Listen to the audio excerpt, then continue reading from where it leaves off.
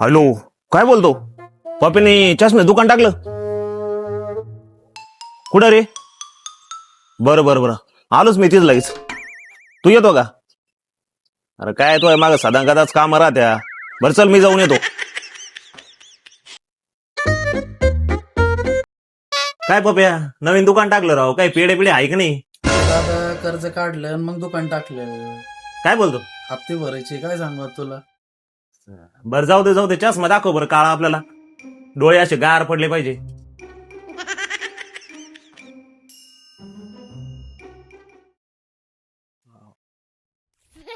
कसा दिसतो? भारी दिसतो का? एकदम भारी दिसत, एक नंबर दिसत तुला.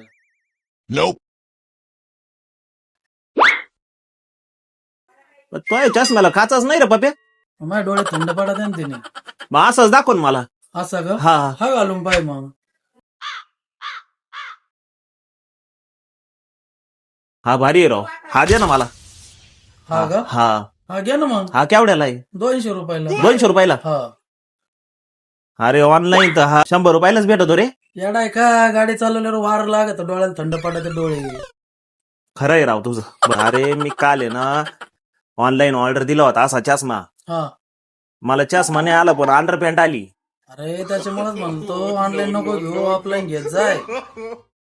बरोबर राव तुझं. दे, हा पॅक करून दे मला. इथून पुढे ऑफलाईनच घेत जा. आमच्या सारख्याची पोट भरते, माहिती का तुम्हाला? बरोबर आहे राव तुझं. जाऊ का बाप्या? अय बाबा, अरे फक्त चष्मा 200 ला, तू मोबाईल पण घेऊन चालला. अरे हा हा, अरे सॉरी बरं का साहेब. जाऊ का? मित्रांनो, बघितलं काय परिस्थिती आहे. आज जर आपण सगळ्याच गोष्टी जर ऑनलाईन खरेदी केल्या तर या छोट्या मोठ्या व्यावसायिकावर किती मोठा परिणाम होतो. आता हा माझा मित्र आहे, यांनी कर्ज घेऊन दुकान टाकलेलं आहे, पण त्याच्यावर अशी परिस्थिती आलेली का त्या ऑनलाईन मुळे का त्याचा बिझनेस जो आहे तो पूर्णपणे स्टॉप होण्याच्या मार्गावर आहे. असे आपले किती मित्र असतील त्यांचे व्यवसाय, त्यांच्यावर पण या ऑनलाईन परिणाम होतच असेल ना. तर आमची कळकळून विनंती आहे तुम्हाला की जे ऑनलाईन तुम्ही वस्तू खरेदी करताय त्या वस्तू कशा असो, ऑनलाईन मध्ये डुप्लिकेट असो ओरिजिनल असो ते आपल्याला माहित नाही, पण ज्या वस्तू आपण घेतोय त्या आपल्या नियरेस्ट बाजारपेठेमधूनच घ्या.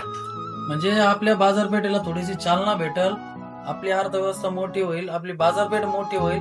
त्याच्यामुळे आमच्यासारख्या गरीब दुकानदारांची पोटं भरतील.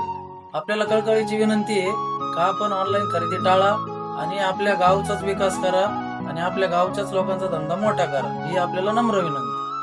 धन्यवाद.